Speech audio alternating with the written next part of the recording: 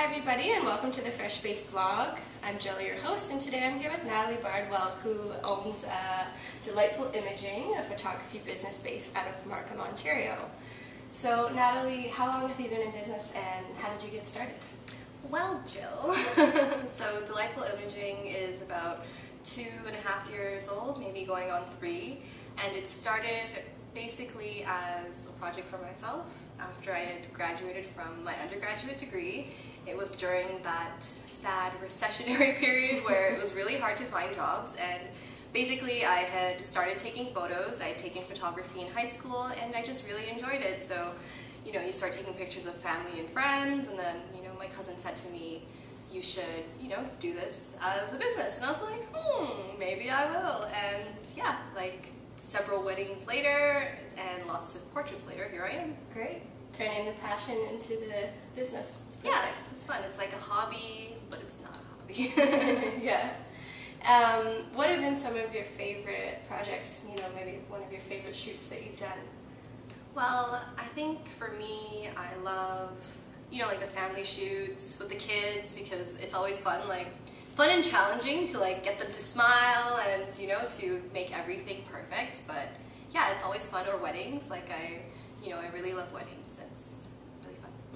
And you work outdoors a lot, I've noticed on your website. Yeah, so using lots of natural, fresh space, I guess as fresh as it comes, with like greenery and just, you know, really nice buildings. Like the sun is basically the best flash you need. Now you run this business on the side, you're a student as well. Yes. But if you were to go full-time with it one day, you know, expand and maybe need a workspace, what would you think that would look like? What kind of features are important to you? I actually think that it would look a lot like the space we're sitting in. I really love how Toronto has lots of buildings that have brick. So probably, you know, exposed brick, wood flooring, and large windows so that I could actually use the space for taking photos. Like wood and like stone backdrops are gorgeous, and having the natural light just, you know, makes everything more enjoyable. And like I said, it's delightful. So being both a student and running a small business, obviously one of your main challenges is, you know, just time management. But in terms of running your business itself, what are some of the challenges that you've had that you can share with our audience?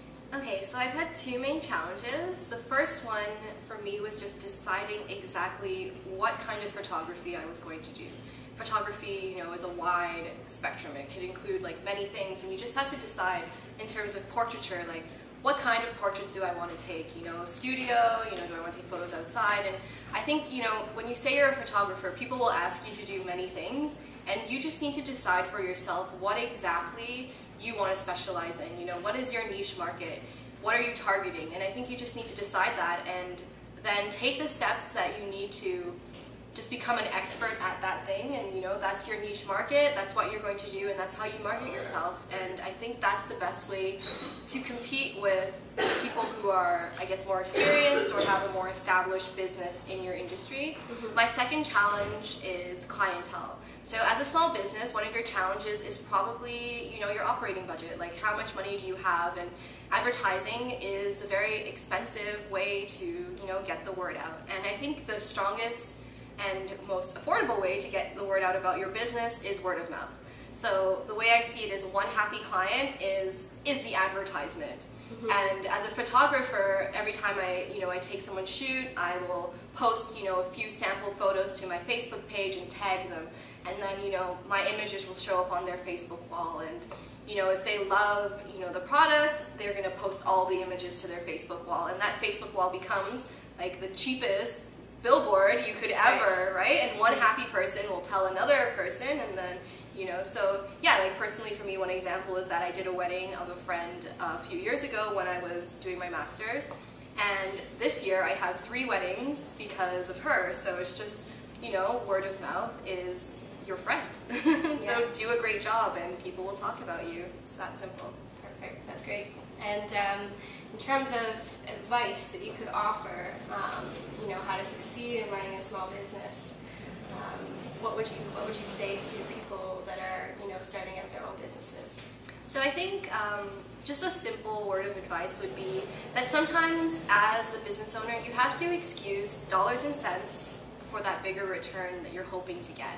So if that means, you know, just going the extra mile for a client, and if that's coming out of pocket, then, you know, just believe that it's, you know, it's to improve that experience that that client's having. And, you know, the bigger return, like I said, would be having that endorsement, that person, you know, who's saying that, yeah, that referral, like that is the bigger return. Or even just, you know, making sure that you're spending, you know, if it's your passion, you're probably going to be spending a lot of your income on equipment or anything that you need to operate your business. So don't worry, things get better, and yeah. Customer relationships are Key. Yeah. Well, thank you, Natalie, for chatting with us today, and you can visit Natalie online at www.delightfulimaging.com. Okay, thanks everybody. See you next time. Bye.